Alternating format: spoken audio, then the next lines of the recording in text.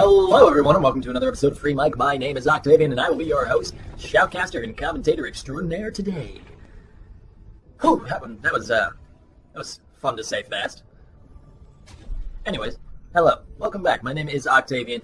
For those of you who remember this series, I know it's been a little while since the last one. I think about maybe 6 or 7 months at this point, but while I apologize for the absence, I plan on coming back in grand style here. And for those of you who are new to the series, welcome. This is where I talk about video games and you watch them. So it's really not much more in depth than that. Usually I'll take some high-level challenger or solo queue matches to talk about, or challenger solo queue matches, where the Venn diagram sort of meets, and the Venn plus the diagram makes for some really awesome League of Legends gameplay.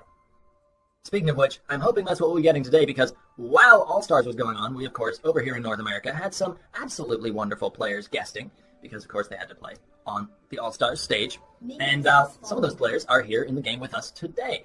Greynote 5 is not actually Greynote 5, but rather, you folks probably know him better as Madlife, and so we're going to be having an absolute dream lane in the bottom lane today, pardon me, with WildTurtle on AD carry and Madlife on support. The amount of people who would just kill to see that match, to see that duo, rather, on their team of choice. TSM fans, CLG fans, any team would love to have that as their bottom lane, doesn't matter who. And, well, Red Team gets it today. Not exactly a professional level team, I'm assuming, but it's going to probably work some pretty magical wonders for them.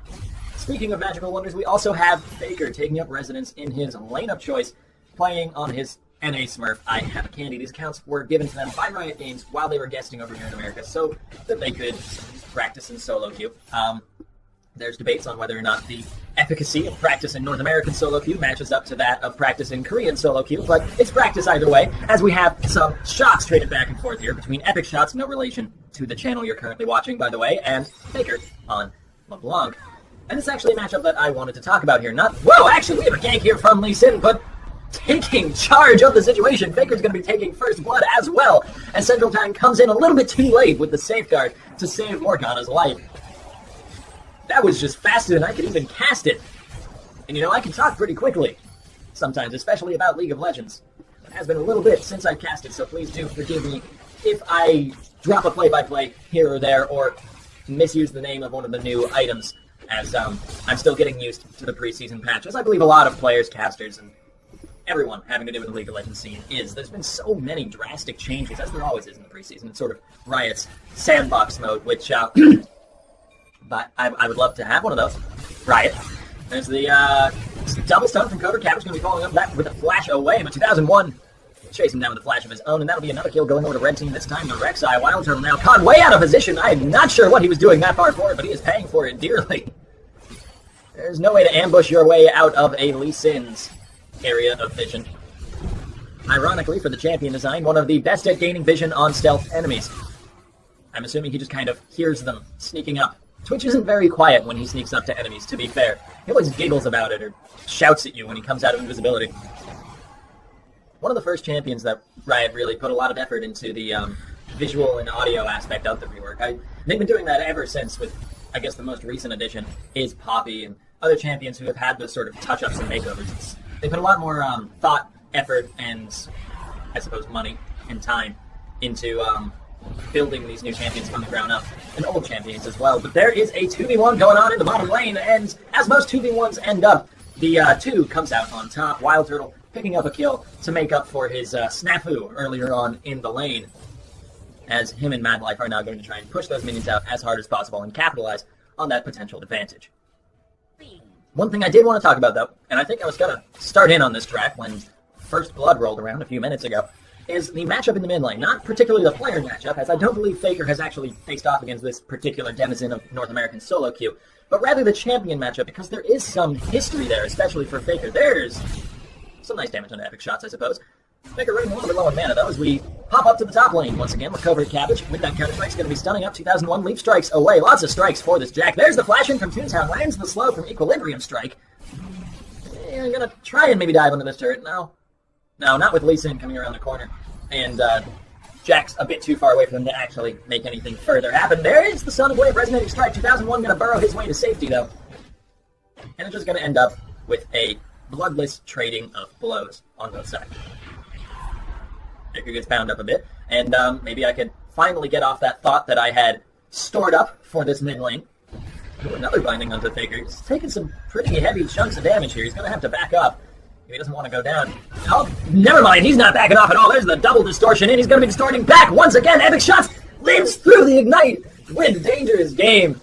And a little bit of spell vamp from simply being Morgana. Beautifully played. By both sides, really. I mean, Faker was starting that fight on a third health, and he nearly won it. But nearly is not good enough. Close only works in hand shoes and horse grenades, folks. Toontown gonna be going down to another kill in the bottom lane as well that I didn't get time to talk about because I wanted to make a terrible joke. That is where my priorities lie as a shoutcaster. That's where priorities should always lie as a shoutcaster. 2001 with a quick jump. Doesn't care about magic damage shields. Has true damage. And gets the kill. Covered cabbage, that's a turret. You might want to back away. Gentle time now coming in onto 2001. Gets knocked up in the air by the Unburrow. Faker going to be coming from the corner with the second distortion. We'll close the gap. Another Ethereal Chains will take down the kill. And that is shut down gold going over to Rek'Sai's pockets. I don't think Rek'Sai has pockets. I really don't think Rek'Sai has pockets. Okay. Revising that statement, that is another shutdown gold going into 2001's pockets. I'm assuming the player does. Yeah, there. That works. That works. That makes more sense. Anyways, the mid lane matchup.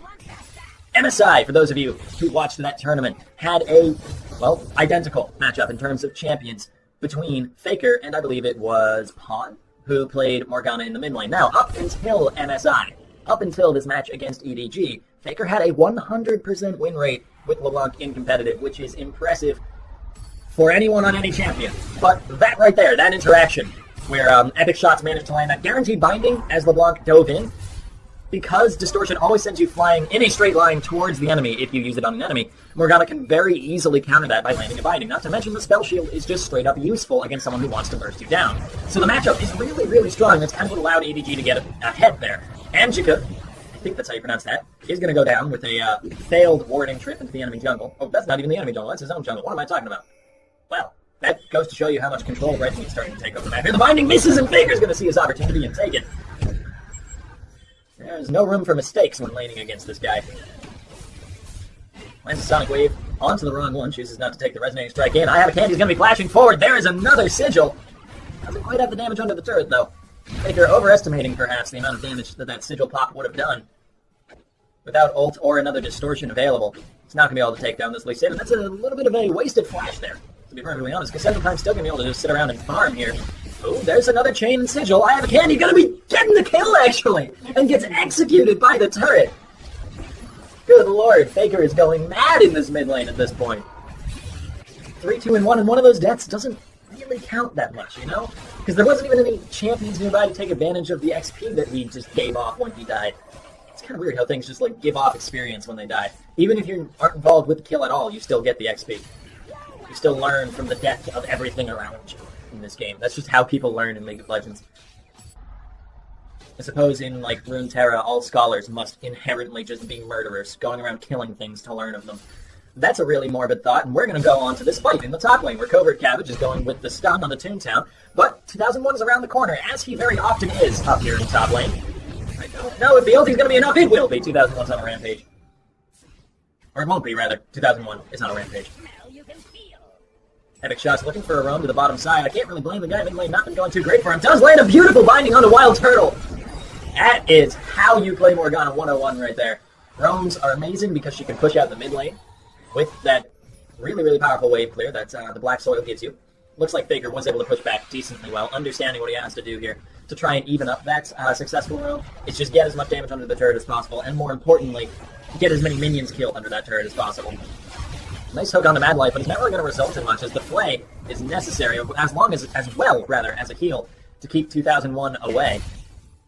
Faker's going to get a lot of good damage in there, and as I said, kill a lot of minions off as well, but there's the binding counter under the turret, along with the ulti. Epic Shots deservedly tossing up the champion mastery there. When you 1v1 Faker, that is a acceptable time to show off your champion mastery emote, even if you are on a almost perfect counter pick to his champion. WildTurtle flashing away from the binding. Here comes another flash from Madlife, and that'll be shutdown gold going over to the greedy, greedy support. Covert Cabbage comes in for the stun underneath the turret. Has Central Time to back him up, but it's not really going to amount to much anyways. And Madlife, looking for some vision control, is going to be able to help his team out in taking down that mid lane turret. While Covert Cabbage and Central Time set up for a fairly orchestrated tower dive. Cobra Cabbage gets the kill. Pardon me, folks. Oh, here comes Faker, though, from the back. Cleans up at least one kill back for his team. Always in the right place at the right time. And that's actually something I'm a little bit surprised at. The fact that really was kind of the first roam for Faker's LeBlanc here. Cobra Cabbage now getting dove underneath the turret. I don't know if Madlife can really tank out more than 1 or 2 shots. He gets out with barely any health left, but Jax cannot say the same. 2001 is unstoppable at this point. 5-0-2. I feel like I haven't given enough credit to this Rek'Sai. So there you go. Take that credit. It is well deserved. 5-0-2 is an impressive scoreline to have, especially moving only into 13 minutes here. There's that completed spell Thief's Edge. Going to be getting some vision onto Faker, but vision is not what he needed there. He needed damage. Oh, he finally has it in the end. Epic Shots gets the kill. That was more damage than I anticipated coming out from a 4-4 Morgana who built into a spell Thief's Edge rush. It just goes to show you how much power is actually in that item. I mean, seriously, look at the inventory here. You're not seeing anything other than a spell Thief's Edge and Ionian Boots. The Torrent's Ring, I suppose, does matter as well. Every little bit counts, but that was nearly base damage Morgana taking down the LeBlanc. That's a lot of damage. I don't really need to say much more than that, to be fair. Toontown now, down to a few hundred hit points, but he's going to be able to escape with his life. He's actually turning around and go back into this fight. Lands the stun of the Cobra Cabbage. Might be paying for that one pretty dearly. Central Tide comes in for the double kill. Getting the shutdown gold as well onto the enemy Rek'Sai is going to be pretty damn impactful. Epic Shots is looking to try and land a shot here. Madlife neatly sidesteps that one, though. I have a candy, comes from the side. Ethereal Chain's not going to connect. Forces a flash from Epic Shots, though. Ooh, beautiful binding mid-distortion. There's the Sonic Wave, following up with the Resonating Strike. Central Time is going to force Faker back.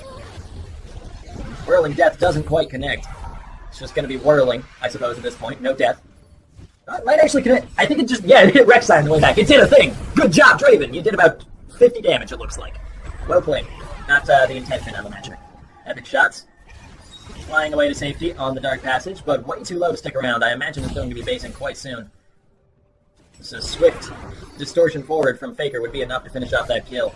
It looks like he's more intrigued by the blue buff. Epic Shots will be basing anyways. And the blue buff will be going down anyways. Faker nearly didn't get that, actually. That almost just went down to the ambient damage from Rek'Sai's Cinder Hulk, which I believe is what he's got there. It's a little bit tough to tell, as I'm recording this over a video of the gameplay, so I can't actually interact with the spectator overlay here. All of that sorting of the champions and such was done by Epic Skillshot himself. He's a very nice guy, making things so easy for me. He just sends me the video, I talk about the video game, and then you guys get to listen. He really does all the work here. Like, give that guy mad props. So many props. Mad amounts of props. Anyways, I'm not sure what a prop is. Aside from the theater usage of the term. Cobra Cabbage getting chunked really low. And that's not even the Trinity Force completed yet. For Toontown Aurelia. That's a big power spike that Red Team is still waiting on. And speaking of power spikes, I mean, we've got the Yumu's Ghostblade completed for WildTurtle, which is a really interesting item as it is. Oldie but goodie for that sort of assassin Twitch gameplay. And speaking of assassins, Lichbane completed for Faker. An interesting first item choice on LeBlanc, but with all of the item changes, it's always going to be interesting to see what he goes. Just given that it's a preseason, item builds are just an interesting thing nowadays, in and of themselves, basically no matter what people build. Looks like we might have a bit of a fracas ready to form up here in the top lane, as once again Epic Shots shows off his champion mastery that is now visible to both teams, so it is usable as a taunt alternative, instead of using Morgana's, frankly, quite wonderful laugh sound effect. You can also just show them that you have played quite a bit of that champion. Binding over the wall in 2001, who is rather tanky at this point. You know, I mentioned a lot of item builds, but I didn't get around to this Rek'Sai, who's 6-1-2, and thus has some of the most important item choices in the game. When you're carrying, it really, really matters what you're building. Oh, WildTurtle getting dove underneath the turret here, going to take a big chunk of damage. Net crash, though. Forced to flash away from 2001, who flashes to follow him. Faker now coming over the wall is going to seal the deal onto this kill of a Draven. And Cobra Cabbage is going to regret teleporting into this fight. Goes down for the second kill in a 2-for-0 trade in favor of Red Team, who are beginning to snowball a bit out of control here. Madlife neatly sidesteps once again another skill shot. I feel like that's just a line I can add in the majority of situations in this game. Madlife neatly sidesteps X or Y, or even Z in some cases. I mean, the guy's good enough to get away from anything. Any letter of the alphabet I could put at the end of that sentence. I'm sure Madlife could dodge it. As top lane turret is almost certainly going to go down here. Or perhaps not. Angelica is around to try and defend it. Toontown's going to be happily able to dive this Thresh, though. The box will lock him out of the kill. And what the heck was that? That was just a very strange interaction of all the varying abilities that went off there. But in the end, it is a dead Aurelia. Faker looking to clean up maybe a kill or two will get spotted out by the blue trinket and reconsider his decision at that point, given that there are 4 enemies and a tower to dive under. Perhaps a bit too much for him to take on at once. Meanwhile, we do have Jax on the bottom side of the map taking a dragon. That's something to take note of here. Covert Cabbage, living up to his name in the first half of it, at least. I'm not sure if the man is a cabbage. He could be a cabbage. He would be a very dexterous cabbage to be able to be playing League of Legends. Anyways, Nacresh going to be going down in the top lane. Not really much I can say about that one. He was way too far forward for reasons unbeknownst to me, as the camera wasn't showing me it. And that's going to be a rampage there, I believe, for WildTurtle. No, not quite for WildTurtle. Who got that rampage? Is that Madlife? Yes, that's Madlife. 4-0 and 3 Zyra. Showing up pretty big here. WildTurtle's actually 2-3 and 3. And perhaps it's just the nature of the champion he's playing. You know, Twitch is very, very easy to punish if a punishing situation opens itself up. Though the same can be said of Zyra. So, you know, really, not gonna make a judgment call one way or the other, as I don't believe I've seen too many of the kills that Madlife has been involved in. The camera seems to have a bit of a love for this LeBlanc here. We're focusing in once again on the mid lane. 2001 taking the front line, going to be knocking up Angelica, who's forced to flash away, but the FPL chains will proc anyway. The Ignite burning onto him won't be enough to finish him off, but the Distortion will. Faker will pay for that one with his life, though, in a 2v1, or a 2-4-1 rather, trade in the mid lane, going in favor of blue team, actually. Or red team, sorry, pardon me. There's the double knockup from 2001, though. Beautifully played. Covert Cabbage now, incredibly squishy as he did build damage out of the top lane. Playing for that late game, but it may be too little too late. As red team now with another kill under their belts will shove out that mid lane. And speaking of item builds from earlier, the Guinsoo's Rageblade on Jax has been proven this patch to be some really, really high tier stuff. Like, that is a very, very strong item on Jax. There is no debating that. But because of the way this game went, I don't think it was a good rush. And now, snowballing out of control, this mid lane is just getting torn to pieces. There's another double knockup from 2001. Morgana goes down, Central Tide trying to salvage something. Covert Cabbage will at least slay Toontown. 2001, though, with another knockup on the Central Tide, will make his way out of there safely. WildTurtle will slow them both up. There's another snare. There's some more damage coming in from the side, and suddenly blue team have lost so very much. And red is snowballing this out of control almost.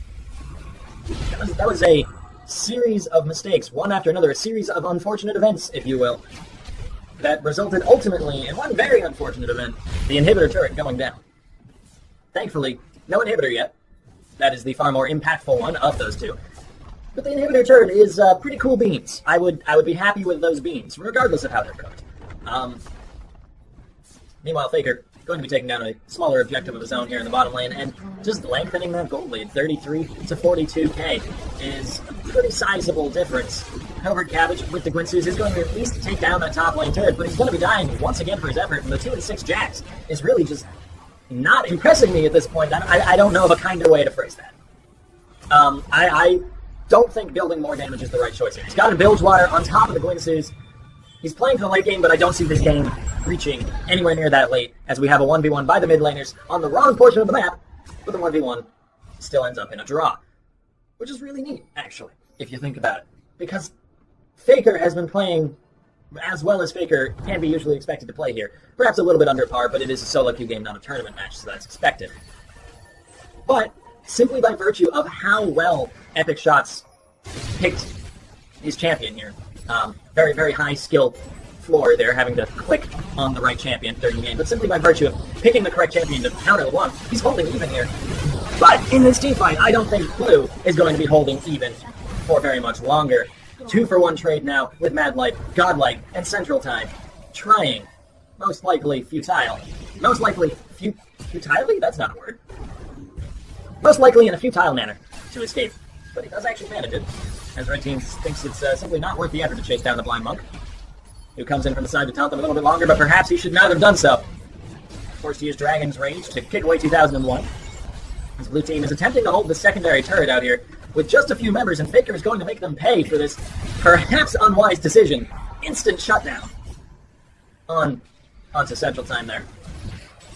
A bit more gold into LeBlanc's pockets, who I believe might have pockets. I'm not sure. Most of her clothing seems to be in the form of a cape. Unsure if capes have pockets. We'll do further research on what champions have pockets and which ones do not. Oh no, Toontown. That is a very, very dead Aurelia. As Epic Shots uses the chains just to finish it off there. Distortion away from Faker, distortion back in from Faker, and Covert Cabbage will be once again slain. And, I don't want to harp on it, so I will no longer comment on this Jax build, but I still, just one more time, want to say that I don't think the damage was the answer. I have a candy. I'm going to be going in under the turret, doesn't quite get a kill to go alongside his candy, but here comes 2001, the Sony's Hourglass is going to save Epic Shots from that knockup, but it will not be saving this Lee Sin, so it goes down to Faker's pretty obscene amount of damage at this point. Morello's and Lynchbane for a bit of utility and a tiny bit of extra damage added in there. And then, I mean, the Blue Large Rod and Blasting Wand, which are most likely going to be turned into a very fancy, very deadly hat. And, basically stemming all from that series of lost skirmishes in the mid lane, Blue Team has fallen further and further behind, and this is how Preseason 6 usually looks, because there's more ambient gold, because of the changes to a lot of the different AD carry champions, a lot of items even, because of many, many factors all combining together, which would take me multiple videos even to simply begin explaining. And I don't know if I would do the best job there, even. Games are much, much shorter. Games are much, much more snowbally, and that is on display almost nowhere better than this particular game right here. Central Time going to be going in with the Flash Dragon's Rage, knocking Faker backwards, but I don't think it'll be quite enough. As off to the side, Red Team is slaying some dragons of their own. WildTurtle going to be coming in with a Spray and Pray, or Rat-a-tat-tat, whichever one you prefer. Gets a kill onto Lee Sin. LeBlanc finishes off Thresh. And there's the flash over the binding. Faker will trade once again, 1 for 1. The enemy the enemy Morgana, rather. But in the end, it doesn't even matter. Covert Cabbage will, try and fondly remember the good old days of this game 12 minutes ago, when he could farm in top lane safely, but that is, no longer the case, Cabbage. Your patch is no longer safe, my friend. That's going to be Baron, number 1, going down 26 minutes or so into the game. I don't see any contest here from the basically bottom lane of Blue Team, which is all that's remaining right now. We did actually just see Central Time revive. I don't think he'll get there in time to contest this, though. And no Draven ulti means there's absolutely no shot for anyone but Red Team to pick up that Baron. And there is no better word than suffocation to be used to describe what is going on with Blue Team right now.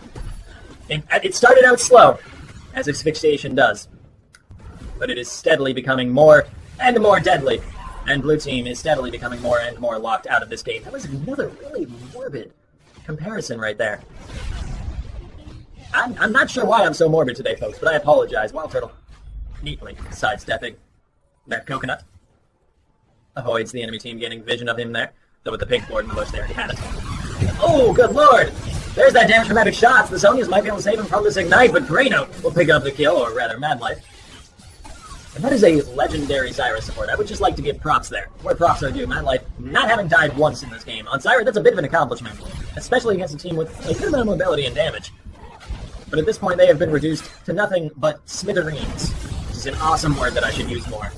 Covert Cabbage is going to get knocked up in the air and taken down for a ride. Amjika going to be following him on that ride. Neither one of them wanted to go on it. But there you have it. That's the mid lane inhibitor. Going to be falling. WildTurtle doing a bit of a cat and mouse chase. Or rat and blind man chase. Doesn't quite have the same ring. Nekresh will be falling even on his own fountain. And this game is as good as done, folks. Unless Epic Shots can truly do something epic right here. Once again, no relation to the channel you're currently watching. Epic Shots is entirely a coincidence in name. Even though I do know you're on Epic Skill Shots' channel, probably. Unless someone stole the video, which I don't know why. Please don't do that. Don't steal. It's not nice. I don't see the motivation behind that for this particular video, though. That's not quite game, though. I called it a little bit too early. It may as well be, for the most part. I suppose they do have something of a late-game competition here, but that's the surrender vote. And my musings turn out to be pointless, as I really anticipated them being. Thank you guys for watching. My name is Octavian. This is Epic Skill Shots channel. This is Free Mike. And if you enjoyed that, go ahead, hit that subscribe button, leave some comments telling me how we can maybe improve, or just telling me if you liked it, or didn't, whatever. And I hope I'll see you next time. Bye-bye, folks.